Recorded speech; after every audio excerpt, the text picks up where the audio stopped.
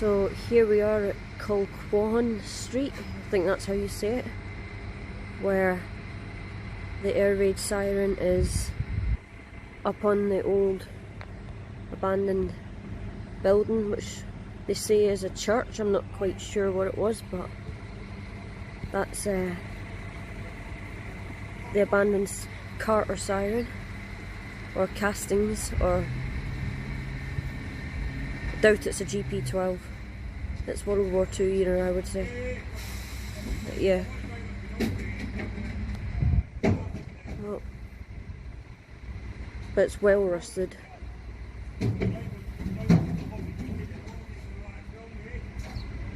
And it looks like that scaffolding's been there for a hell of a long time as well, so that's abandoned too.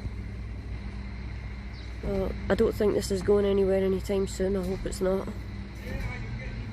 But here it is. I'm going to try and get some pictures and put it on in the video at the end, so there it is.